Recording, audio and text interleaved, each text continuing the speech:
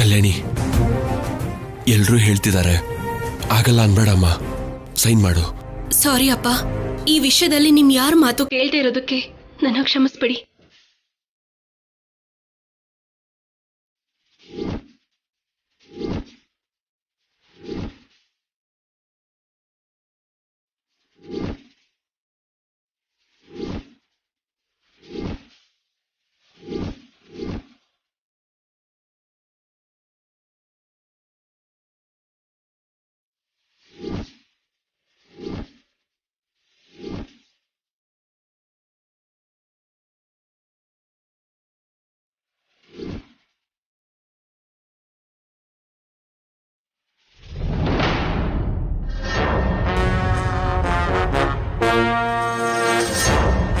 ಹೊಲನ ಯಾಕೆ ಮಾರ್ಬೇಕು ಅನ್ಕೊಂಡಿದ್ದಾರೆ ಗೊತ್ತಾ?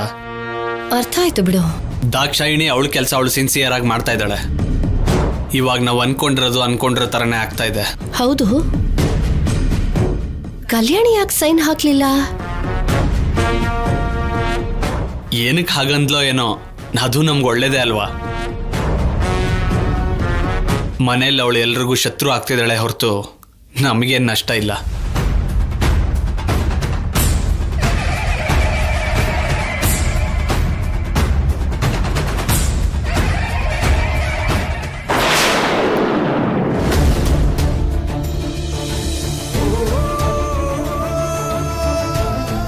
ಮನೆಯಲ್ಲಿ ಹೆಂಡತಿನ ಇಟ್ಕೊಂಡು ಬೀದಿನಲ್ಲಿ ತಿರುಗೋ ಅಂತ ಕೃಷ್ಣ ನನ್ನ ಗಂಡ ಅಲ್ಲ. ಅಂಥದ್ರಲ್ಲಿ ನನ್ನನ್ನು ಕಟ್ಕೊಂಡಿರೋ ಗಂಡ ಮತ್ತೊಬ್ಳು ಜೊತೆ ಇದಾನೆ ಅನ್ನೋ ವಿಷಯ ಗೊತ್ತಾದ್ರೆ ನೇಣು ಹಾಕೊಂಡು ಸಾಯ್ತೇನೆ ಹೊರತು ಅವ್ರ ಜೊತೆ ಸಂಸಾರ ಮಾತ್ರ ಮಾಡಲ್ಲ.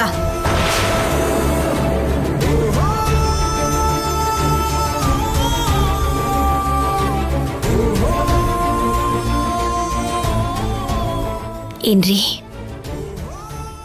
ಕಲ್ಯಾಣಿ ಹಾಗೆ ಮಾತಾಡಿದ್ಲು ಅಂತ ಏನಾದ್ರೂ ಫೀಲ್ ಆಗ್ತಿದ್ಯಾ? ನನ್ನ ಮಗಳು ತಪ್ಪು ಮಾಡಲ್ಲ ಅಂತ ನಂಗೆ ನಂಬಿಕೆ ಇದೆ. ಆದ್ರೆ ಇವತ್ತು ಕಲ್ಯಾಣಿ ಮಾಡಿದ್ ನನಗಿಷ್ಟ ಆಗ್ಲಿಲ್ಲ. ಪ್ರತಿ ಮನುಷ್ಯನಿಗೂ ಜೀವನದಲ್ಲಿ ಒಂದು ಸಾಧನೆ ಮಾಡಬೇಕು ಅಂತ ಇರುತ್ತೆ. ಹಾಗೆ ಶಿವರಾಮ್ ಕೂಡ ಬಿಸ್ನೆಸ್ ಮಾಡಬೇಕು ಅನ್ಕೊಂಡಿದ್ದಾನೆ. ಅದಕ್ಕೆ ಕಲ್ಯಾಣಿ ಸೈನ್ ಮಾಡಲ್ಲ ಅಂತ ಹೇಳಿದ್ರೆ ಹೇಗೆ? ನನಗೂ ಅದೇ ಆಶ್ಚರ್ಯ ಆಗ್ತಾ ಇದೆ. ಆದ್ರೆ ಏನೋ ಒಂದು ಕಾರಣ ಇರಬಹುದು ಅಂತ ನಾನು ಸುಮ್ಮನೆ ಇದ್ದೀನಿ. ಕಾರಣ ಏನೇ ಇದ್ರು ಅವಳು ಹಾಗೆ ಮಾಡಬಾರ್ದಿತ್ತು.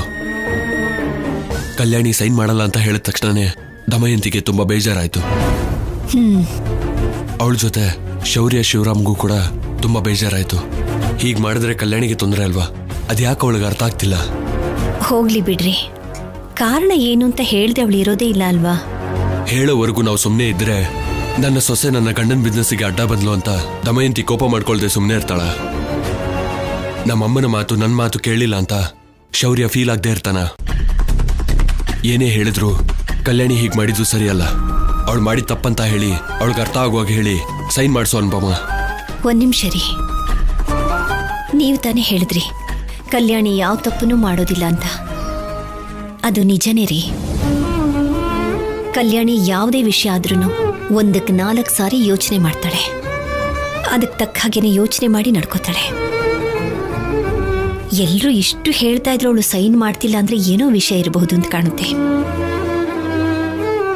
ಅದಕ್ಕೂ ಏನಾದ್ರೂ ಒಂದು ಕಾರಣ ಇದ್ದೇ ಇರಬಹುದು ಅಂತ ಅನ್ಸ್ತಿದೆ. ಹಾಗಿದ್ದಾಗ ಈಗ ನೀವು ಹೋಗಿ ಯಾಕೆ ಹೀಗೆ ಮಾಡ್ತೀಯ ಅಂತ ಕೇಳಿದ್ರೆ ಅವಳಿಗೆ ಉತ್ತರ ಕೊಡೋಕ್ಕಾಗದೆ ಒದ್ದಾಡ್ತಾಳೆ ರೀ. ಅದಕ್ಕೆ ನೀವು ಅವಳನ್ನ ಏನು ಕೇಳದೆ ಇರೋದು ಒಳ್ಳೇದು.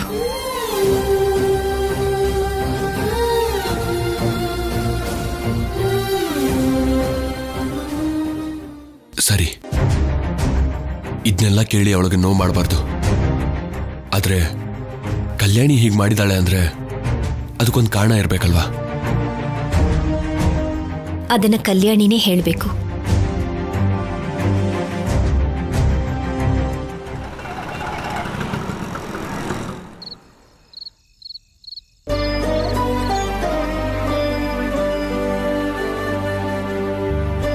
ಹೇಯ್, ಹೇಳಿದ ಅರ್ಥ ಆಗ್ತಲ್ಲ ನಿಂಗೆ? ನೀನ್ ನಮ್ಮ ಮನೆಗೆ ಬಂದ್ರೆ ಚೆನ್ನಾಗಿರೋದಿಲ್ಲ ನೋಡು. ನಾನ್ ಬರಲ್ಲ, ಏನ್ ಮಾಡ್ಕೋತೀಯ ಮಾಡ್ಕೋ.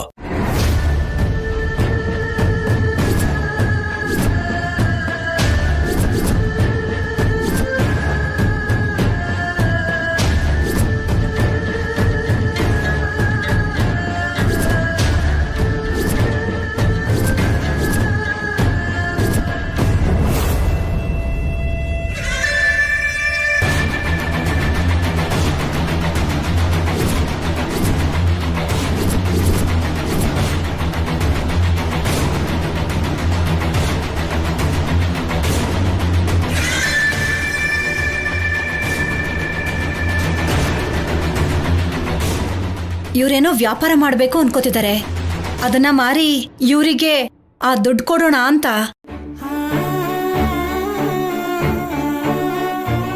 ನಾನು ಏನ್ ಮಾಡ್ಲಿ ಈಗ? ಎಲ್ಲರೂ ನಾನು ಮಾಡ್ತಿರೋದನ್ನ ತಪ್ಪು ಅನ್ಕೊಳ್ತಿದ್ದಾರೆ. ಆದ್ರೆ ನಾನು ಯಾಕೆ ಹೀಗೆ ಮಾಡ್ತಿದ್ದೀನಿ ಅಂತ ಇವರಿಗೆಲ್ಲ ಅರ್ಥ ಆಗೋ ಹಾಗೆ ಹೇಗೆ ಹೇಳಿ? ಅಷ್ಟಕ್ಕೂ ಏನ್ ನಡೀತಾ ಇದೆ? ಮಾವಂಗಿರೋ ಪ್ರಾಬ್ಲಮ್ ಆದ್ರೂ ಏನು? ಅದ್ರಿಂದ ಅವ್ರನ್ನ ಹೇಗೆ ಆಚೆ ಕರ್ಕೊಂಡ್ ಬರ್ಲಿ ನಾನು? ಇಲ್ಲಿವರೆಗೂ ಸುಮ್ನೆ ಇದ್ದು ಬಿಸ್ನೆಸ್ಗೆ ಈಗ ದುಡ್ಡು ಕೇಳ್ತಾ ಇದ್ದಾರೆ. ಅದು ಬಿಸ್ನೆಸ್ ಮಾಡೋಕೆ ಅಂತ ಏನ್ ಗ್ಯಾರಂಟಿ ಇದೆ?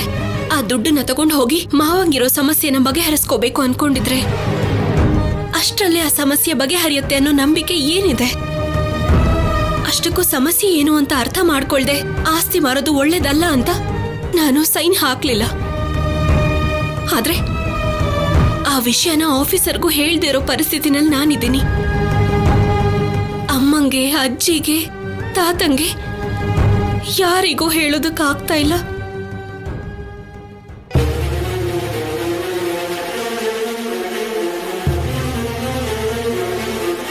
ಕಲ್ಯಾಣಿ,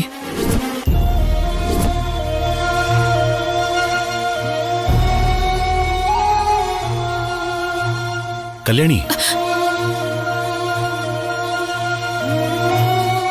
ಆಫೀಸರ್ ನೀವಾ? ಎಷ್ಟೊತ್ತಾಯ್ತು ಬಂದು? ನಾನು ಬಂದಿದ್ದು ನಿನಗೆ ಗೊತ್ತಾಗ್ಲಿಲ್ಲ. ಯಾರು ಏನ್ ಮಾತಾಡ್ತಿದ್ದಾರೆ ಅಂತ ನಿನಗೆ ಗೊತ್ತಾಗ್ತಿಲ್ಲ. ಅಟ್ಲೀಸ್ಟ್ ನೀನೇನ್ ಮಾಡ್ತಿದ್ಯಾ ಅಂತ ಅನ್ನೋದ್ರು ನಿನಗೆ ಗೊತ್ತಾಗ್ತಿದ್ಯಾ? ಅದ್ಯಾಕೆ ಆಫೀಸರ್ ಹಾಗಂತೀರಾ? ಯಾವಾಗ್ಲೂ ಏನಾದ್ರೂ ಯೋಚನೆ ಮಾಡ್ತಾನೆ ಇರ್ತೀಯ. ಯಾಕೆ ಅಂದ್ರೆ ಏನು ಹೇಳೋದೇ ಇಲ್ಲ. ಸರಿ, ನಮ್ಮಪ್ಪ ಬಿಸ್ನೆಸ್ಗೋಸ್ಕರ ಸಿಗ್ನೇಚರ್ ಹಾಕು ಅಂದ್ರೆ ಅದನ್ನು ಆಗಲ್ಲ ಅಂದೆ. ಅದಕ್ಕೆ ಕಾರಣನೂ ಹೇಳ್ತಿಲ್ಲ. ಹೇಳೋ ಅಂತ ಕಾರಣ ಆಗಿದ್ರೆ ಹೇಳ್ತಾ ಇದ್ದೆ. ಆದ್ರೆ ಹೇಳ್ತೀನಿ ಆಫೀಸರ್, ಖಂಡಿತ ಹೇಳ್ತೀನಿ. ನಮ್ಮಪ್ಪ ಬಿಸ್ನೆಸ್ ಮಾಡಿದ್ರೆ ನಿನಗಾಗೋ ನಷ್ಟ ಏನು ಕಲ್ಯಾಣಿ? ಅದರಿಂದ ನಮಗಾಗೋ ಸಮಸ್ಯೆ ಏನಾದ್ರೂ ಏನು? ನೀನ್ ಸೈನ್ ಮಾಡದೇ ಇರೋದ್ರಿಂದ ಮನೇಲಿ ಅಪ್ಪ, ಅಮ್ಮ, ಅಜ್ಜಿ ಎಲ್ರೂ ಸಫರ್ ಆಗ್ತಿದ್ದಾರೆ. ಆ ವಿಷಯ ನಿನಗೆ ಅರ್ಥ ಆಗ್ತಿದ್ಯಾ? ಇವತ್ತು ನಾನು ಹೀಗ್ ಮಾಡ್ದೆ ಅಂತ ನಿಮಗ್ ಬೇಜಾರಾಗಿರ್ಬೋದು. ಆದ್ರೆ ನಾಳೆ ಒಂದಿನ ಆ ದುಡ್ಡನ್ನ ಕಳ್ಕೊಂಡಾಗ ನೋವು ಪಡ್ಬೇಕಾಗಿರೋರು ಕೂಡ ನಾವೇ. ಯಾಕೆ ಹೋಗುತ್ತೆ? ಯಾಕೆ ಹೋಗುತ್ತೆ ದುಡ್ಡು? ಎಲ್ಲಿಗೆ ಹೋಗುತ್ತೆ? ಅವ್ರೇನಾದ್ರೂ ಹಾಳು ಮಾಡೋದಕ್ ದುಡ್ಡು ಕೇಳಿದ್ರಾ? ಇಲ್ಲ ಜೂಜ್ ಆಡೋದಕ್ ದುಡ್ಡು ಕೇಳಿದ್ರಾ? ವ್ಯಾಪಾರಕ್ಕೆ ತಾನೇ ದುಡ್ಡು ಕೇಳಿದ್ದು. ಯಾಕೆ ಇದಕ್ ಮುಂಚೆ ಅವ್ರೇನ್ ವ್ಯಾಪಾರನೇ ಮಾಡಿಲ್ವಾ? ದುಡ್ಡು ಸಂಪಾದನೆ ಮಾಡೇ ಇಲ್ವಾ? ಮಾಡ್ತಾ ಇರೋ ವ್ಯಾಪಾರನ ಸ್ವಲ್ಪ ದೊಡ್ಡ ಸ್ಥಾನಕ್ಕೆ ತಗೊಂಡು ಹೋಗ್ಬೇಕು, ನನ್ನ ಹೆಂಡತಿ ಮಗನ ಚೆನ್ನಾಗಿ ನೋಡ್ಕೋಬೇಕು ಅಂತ ಅವ್ರು ಅನ್ಕೋತಾ ಇದ್ರೆ ಶನಿಗ್ರಹ ತರ ಅಡ್ಡಿ ಮಾಡ್ತಾ ಇದೆಯಲ್ಲೇ. ಅತ್ತೆ, ದಯವಿಟ್ಟು ತಪ್ಪು ತಿಳ್ಕೋಬೇಡಿ. ಅಪಾರ್ಥ ಮಾಡ್ಕೊಳ್ದೆ ಅರ್ಥ ಮಾಡ್ಕೊಳ್ಳೋದಿಕ್ಕೆ ಏನೇ ಇದೆ ಇಲ್ಲಿ? ನನ್ನಮ್ಮ ಬೇಡ ಅನ್ಲಿಲ್ಲ, ನಿನ್ನಮ್ಮ ಬೇಡ ಅನ್ಲಿಲ್ಲ, ನನ್ನ ಮಗ ಬೇಡ ಅನ್ಲಿಲ್ಲ, ಈ ಮನೇಲಿ ಯಾರು ಬೇಡ ಅನ್ಲಿಲ್ಲ. ಯಾರಿಗೂ ಇಲ್ದೇ ಇರೋ ಚಿಂತೆ ನಿನಗೆ ಯಾಕೆ ಅಂತ?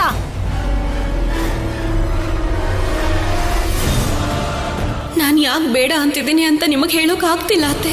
ಇಲ್ಲಿವರೆಗೂ ಸುಮ್ಮನಿದ್ದು ಮಾವ ಇವಾಗ ಬಿಸ್ನೆಸ್ ಮಾಡ್ತೀನಿ ಅಂತ ಹೇಳ್ತಿದ್ದಾರೆ ಅಂದ್ರೆ ಅದು ವ್ಯಾಪಾರಕ್ಕೋಸ್ಕರ ಅಲ್ಲ ಅಂತ ನನ್ಗೆ ಅನ್ನಿಸ್ತಾ ಇದೆ.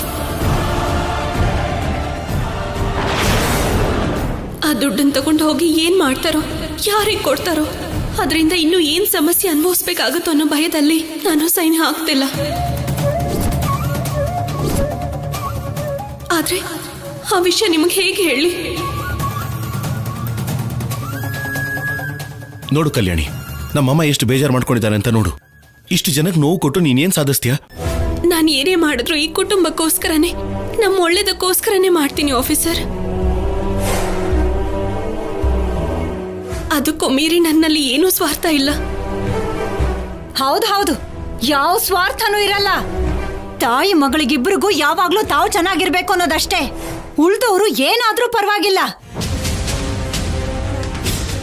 ಅಷ್ಟಕ್ಕೂ ಈ ಮನೇಲಿ ಯಾವುದೇ ವಿಷಯಕ್ಕಾಗ್ಲಿ ನನ್ನನ್ ಮೇಲಕ್ ಬರಕ್ ಬಿಟ್ಟಿದ್ದೀರಾ, ನನ್ ಗಂಡನ್ ಮೇಲಕ್ ಬರಕ್ ಬಿಟ್ಟಿದ್ದೀರಾ. ಇಬ್ಬರನ್ನು ಕೆಲ್ಸಕ್ಕೆ ಬಾರ್ದೇ ಇರೋರು ಹಾಗೆ ಮಾಡಿ ಮನೇಲಿ ಕೂಡ ಹಾಕಿದ್ದೀರಾ. ಅವ್ರ ಜೊತೆಗೆ ನನ್ನನ್ನು ಈ ಮನೇಲೆ ಕಟ್ಟ ಹಾಕಿದ್ದೀರಾ. ಇಷ್ಟು ವರ್ಷ ಆದ್ರೂ ಎಲ್ಲಿ ಶುರು ಮಾಡಿದ್ವೋ ಅಲ್ಲೇ ಇದೆ ಇನ್ನು ನಮ್ ಜೀವನ. 6 ಕೇರ್ಲಿಲ್ಲ, 3 ಕಿಳಿಲಿಲ್ಲ. ಸರಿ, ಇಷ್ಟು ವರ್ಷ ಆದ್ಮೇಲೆ ಆದ್ರೂ ಏನಾದ್ರೂ ಮಾಡ್ಬೇಕು ಅಂತ ಅವರು ಮುಂದೆ ಹೋಗೋ ಪ್ರಯತ್ನ ಮಾಡ್ತಾ ಇದ್ರೆ ಆ ಪ್ರಯತ್ನಕ್ಕೆ ನೀನ್ ಅಡ್ಡಿ ಬರ್ತಾ ಇದ್ಯಾ. ಉದ್ಧಾರ ಆಗಲ್ವೇ? ನೀನ್ ಉದ್ಧಾರ ಆಗಲ್ಲ. ಅಮ್ಮ ಸುಮ್ನಿರಮ್ಮ. ಕಲ್ಯಾಣಿ ಹೇಳಿದ್ದನ್ನು ಕೂಡ ಅರ್ಥ ಮಾಡ್ಕೊಳ್ಳೋದಕ್ಕೆ ಟ್ರೈ ಮಾಡೋಣ. ಯಾವಾಗ್ಲೂ ಇಲ್ದೇ ಇರೋದು ಕಲ್ಯಾಣಿ ಈಗ ಇಲ್ಲ ಅಂತ ಹೇಳ್ತಿದ್ದಾಳೆ ಅಂದ್ರೆ ಅದಕ್ಕೆ ಕಾರಣಗಳು ಅವಳಿಗೆ ಗೊತ್ತಿರುತ್ತೆ. ಏನು ಏನು ಆ ಕಾರಣಗಳು? ನಾವು ಉದ್ಧಾರ ಆಗೋದು ಅವಳಿಗೆ ಸ್ವಲ್ಪನೂ ಇಷ್ಟ ಇಲ್ಲ, ಅದೇ ಕಾರಣ ಅಷ್ಟೇ. ಅದನ್ ಬಿಟ್ಟು ಬೇರೆ ಯಾವ ಕಾರಣನೂ ಇರಕ್ ಸಾಧ್ಯ ಇಲ್ಲ. ಹಾಗಂತ ಯಾಕೆ ಅನ್ಕೋಬೇಕಮ್ಮ? ನಾವು ಉದ್ಧಾರ ಆಗ್ಬಾರ್ದು ಅಂತ ಅನ್ಕೊಳ್ಳೋಕೆ ನಾನು ಯಾರು? ಅವಳು ಗಂಡನೇ ತಾನೆ. ನೀನ್ ಯಾರು? ಅವಳು ಅತ್ತೆನೇ ತಾನೆ. ನಾವು ಉದ್ಧಾರ ಆದ್ರೆ ಅವಳು ಉದ್ಧಾರ ಆದ ಹಾಗೆ ಅಲ್ವಾ? ಹೀಗಿರೋವಾಗ ನಾವು ಉದ್ಧಾರ ಆಗ್ಬಾರ್ದು ಅಂತ ಅವಳು ಏನಕ್ಕೆ ಅನ್ಕೋತಾಳೆ? ಅಯ್ಯೋ ದಡ್ಡ, ನಿನಗೇನು ಅರ್ಥ ಆಗ್ತಾ ಇಲ್ಲ. ಯಾವಾಗ ನೋಡಿದ್ರು ಅವಳು ಪರ ವಹಿಸ್ಕೊಂಡ್ ಬಂದ್ಬಿಡ್ತೀಯಲ್ಲ. ಅವಳು ಇಷ್ಟಕ್ಕೆ ಅವಳು ಕುಣಿತಾ ಇದ್ದಾಳೆ. ಆಗ್ಲಿ ಬಿಡು, ಸೈನ್ ಮಾಡಲ್ಲ ಅಂದ ಮರುಕ್ಷಣನೇ ಯಾಕೆ ಹಾಕಲ್ಲ ಅಂತ ಕೆನ್ನೆಗೆ ಬಾರಿಸ್ಬೇಕಾಗಿರೋ ನಮ್ಮಮ್ಮ ಕೂಡ ಏನು ಮಾತಾಡ್ಲಿಲ್ಲ. ಅವಳನ್ನ ಕಟ್ಕೊಂಡಿರೋ ಗಂಡ ಆಗಿ ನೀನು ಏನು ಮಾತಾಡ್ಲಿಲ್ಲ. ಈ ಮನೆಯಲ್ಲಿ ಯಾರು ಇವಳು ವಿರುದ್ಧ ಮಾತಾಡಲ್ಲ. ಇವಳು ಏನೇ ಮಾಡಿದ್ರು ಅದ್ರ ಹಿಂದೆ ಒಂದು ಕಾರಣ ಇರುತ್ತೆ. ಈ ಮನೆನ ಉದ್ಧಾರ ಮಾಡೋದಿಕ್ಕೆ ಇವಳು ಏನೋ ಒಂದು ಮಾಡ್ತಿರ್ತಾಳೆ, ಅಷ್ಟೇ ಅಲ್ವಾ ನೀವೆಲ್ಲರೂ ಹೇಳೋದು? ಉದ್ಧಾರ ಮಾಡ್ತಾಳೆ, ಚೆನ್ನಾಗಿ ಉದ್ಧಾರ ಮಾಡ್ತಾಳೆ. ಎಲ್ರೂ ನೋಡ್ತಾ ಇರಿ. ಒಂದಲ್ಲ ಒಂದಿನ ಇವಳಿಂದಾಗಿ ನಮ್ಮನೆ ಹಾಳಾಗಿ ಹೋಗತ್ತಷ್ಟೇ. ಅಮ್ಮ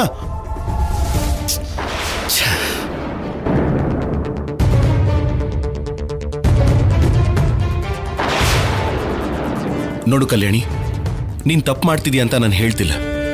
ಆದ್ರೆ ಇಷ್ಟು ಜನಕ್ಕೆ ನೋವು ಕೊಡೋದಂತೂ ಸರಿಯಲ್ಲ. ಯೋಚನೆ ಮಾಡಿ ನೋಡು.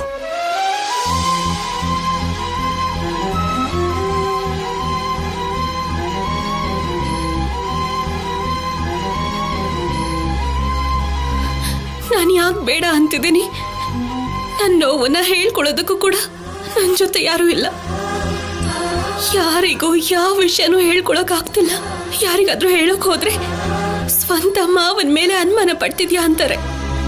ನನ್ನೇ ತಪ್ಪು ತಿಳ್ಕೊಳ್ತಾರೆ ಹೊರತು ಯಾಕೆ ಈ ತರ ಹೇಳ್ತಿದ್ದಾಳೆ ಅಂತ ಯಾರು ಯೋಚನೆ ಮಾಡಲ್ಲ. ಹಾಗಂತ ನಾನು ಸುಮ್ಮನೆ ಇರೋದಿಲ್ಲ. ಅಷ್ಟಕ್ಕೂ ಮಾವಂಗಿರೋ ಸಮಸ್ಯೆ ಏನು? ಆಸ್ತಿ ಮಾರ್ಬೇಕು ಅಂತ ಯಾಕೆ ಅನ್ಕೊಳ್ತಾ ಇದ್ದಾರೆ? ಯಾವ ವಿಷಯಕ್ಕೆ ಅವರು ಅಷ್ಟು ಟೆನ್ಷನ್ ಆಗ್ತಾ ಇದ್ದಾರೆ? ಯಾವ ವಿಷಯಕ್ಕೆ ಅವರು ಅಷ್ಟು ಭಯ ಪಡ್ತಿದ್ದಾರೆ ಅಂತ ತಿಳ್ಕೋಬೇಕು. ಸಮಯ ಮೀರೋದಕ್ಕೂ ಮುಂಚೆ ಆ ಸಮಸ್ಯೆ ಏನು ಅಂತ ತಿಳ್ಕೋಬೇಕು. ಅದಕ್ಕೆ ಪರಿಹಾರ ಕೂಡ ಹುಡುಕ್ತೀನಿ.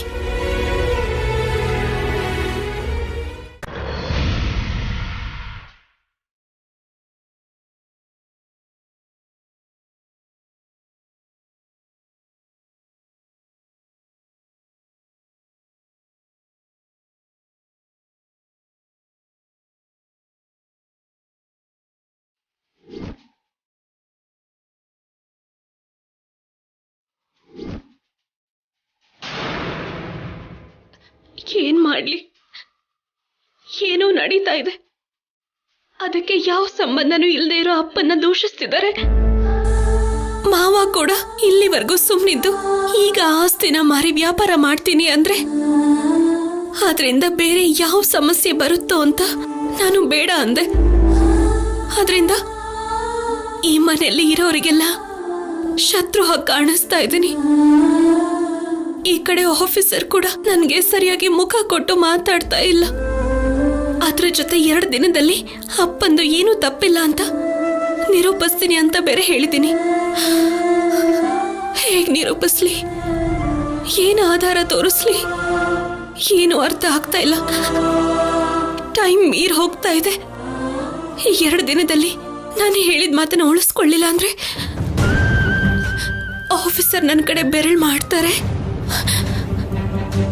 ತಪ್ಪು ಅಪ್ಪಂದೆ ಅಂತ ನಾನು ಒಪ್ಕೊಳ್ಳೋ ಹಾಗೆ ಮಾಡ್ತಾರೆ. ಅಪ್ಪ ತಪ್ಪು ಮಾಡಲ್ಲ, ಆದ್ರೆ ಅದನ್ನ ಹೇಗೆ ಹೇಳಿ, ಹೇಗೆ ನಿರೂಪಿಸ್ಲಿ?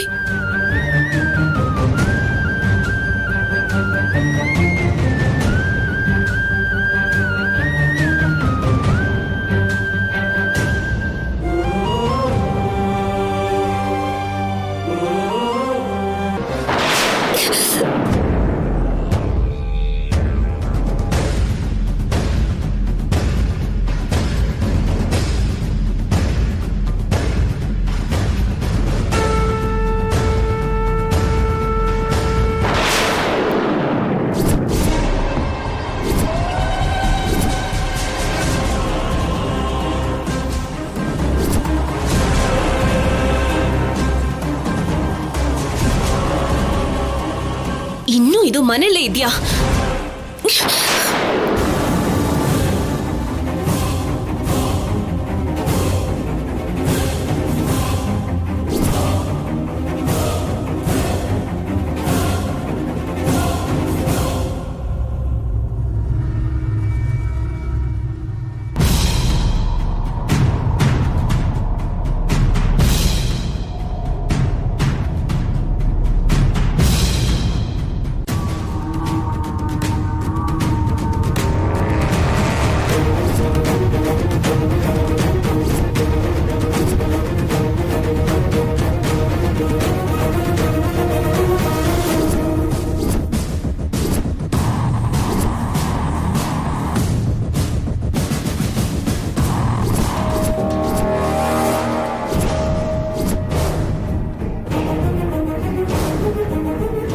ನೀವೇನಾದ್ರೂ ಆ ಕೆಲಸ ಮಾಡಿಲ್ಲ ಅಂದ್ರೆ ನಿಜ ಎಲ್ಲ ಹೇಳಿ ನಿಮ್ ಕುಟುಂಬ ಸಮೇತ ರೋಡ್ಗಿಳಿಸ್ಬಿಡ್ತೀನಿ.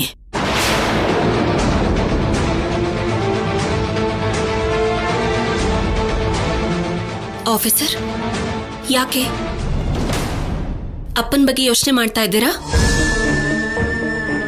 ಇನ್ನದ್ರ ಅವಶ್ಯಕತೆ ಇಲ್ಲ. ಅಪ್ಪಂದು ಏನೂ ತಪ್ಪಿಲ್ಲ ಅಂತ ನಿರೂಪಿಸೋದಕ್ಕೆ ಅವಕಾಶ ಸಿಕ್ಕಿದೆ. ಹೇಗ್ ನಿರೂಪಿಸ್ತೀಯ?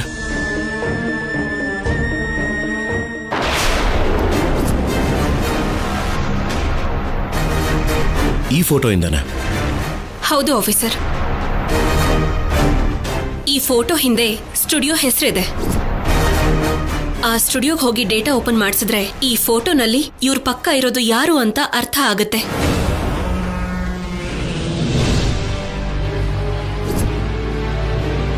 ಆ ಫೋಟೋದಲ್ಲಿ ಯಾರಿರೋದು ಅಂತ ತಿಳ್ಕೊಂಡ್ವಿ ಅಂತ ಅಂದ್ರೆ ನಮ್ಮಪ್ಪ ತಪ್ಪು ಮಾಡ್ತಿದಾರಾ ಇಲ್ವಾ ಅಂತ ನಿಮ್ಗಷ್ಟೇ ಅಲ್ಲ, ಮನೇಲಿ ಎಲ್ಲರಿಗೂ ಅರ್ಥ ಆಗುತ್ತೆ. ಸ್ಟುಡಿಯೋ ಹೋಗೋಣ. ಇವಾಗ್ಲಾ? 2 ದಿನದಲ್ಲಿ ಪ್ರೂವ್ ಮಾಡ್ತೀನಿ ಅಂತ ಹೇಳಿದ್ದೀನಲ್ಲ, ಬನ್ನಿ. ಸ್ಟುಡಿಯೋ ಹೋದ್ರೆ ಎಲ್ಲ ಗೊತ್ತಾಗುತ್ತೆ, ನಮ್ಮಪ್ಪ ತಪ್ಪು ಮಾಡ್ತಿದಾರಾ ಇಲ್ವಾ ಅಂತ.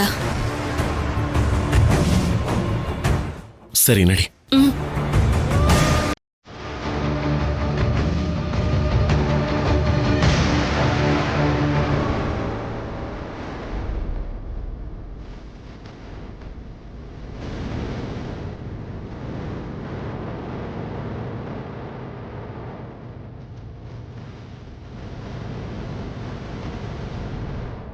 ಹೇಳಿ ಸರ್.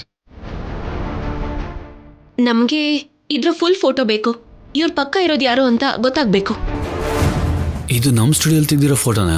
ಹಿಂದೆ ನಿಮ್ ಸ್ಟುಡಿಯೋ ಲೋಗೋ ಇದೆ, ಬೇಗ ಚೆಕ್ ಮಾಡಿ ಹೇಳಿ.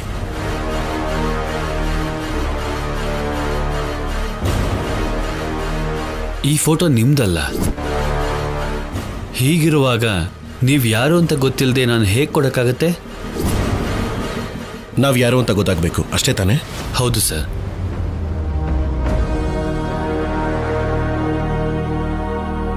ತಗೋ ನನ್ನ ID ಕಾರ್ಡ್.